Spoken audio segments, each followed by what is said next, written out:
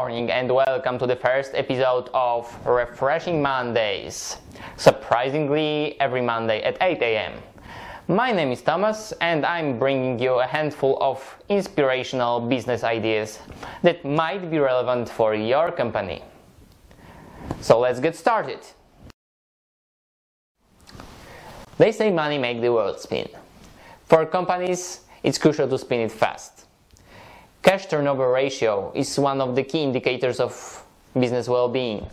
So, it's crucial, but even more so in the B2B model. For the blue chip companies, you have numerous options of financing, but for small and medium enterprises, options are limited, especially if they have either short history or low credit scoring. There's one interesting option though, reverse factoring. So simple factoring is a three-party arrangement with factor, customer and supplier. So supplier basically issues an invoice for the service or product he provided with a trade credit of, let's say, 30 days. Factor gives him most of the face value of the invoice, let's say 80%, in cash instantly, and then gets repaid once the supplier pays for the invoice, and then takes some margin out of it.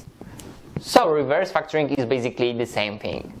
But let's say you're a milk supplier to Tesco. You're not very credible for the financial institution, but Tesco is.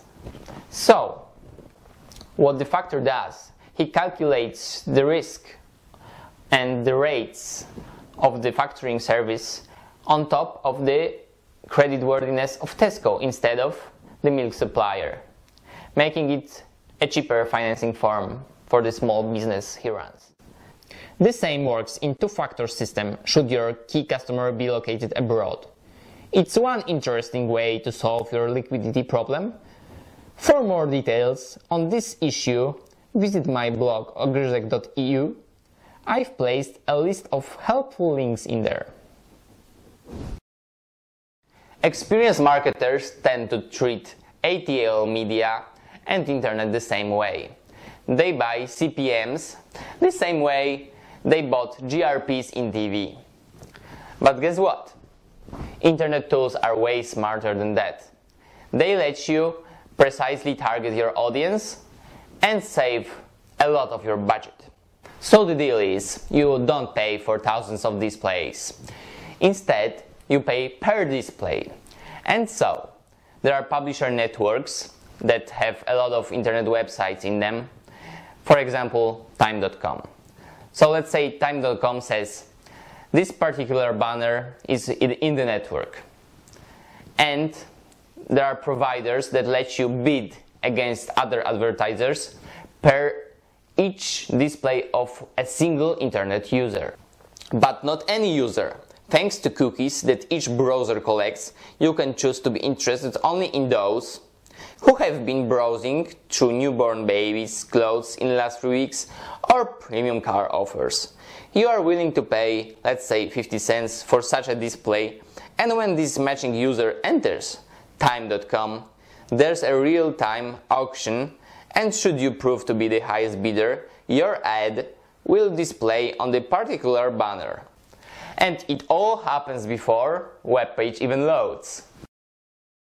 So, what do you do before an important business meeting?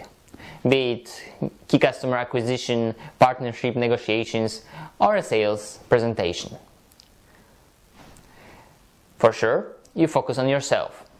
So, you spend some time making sure you will look good, arranging a place of the meeting, making sure you have the frequently asked question list all worked out.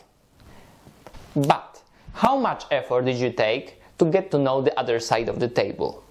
Not just the company, but people that are going to sit there during the negotiations.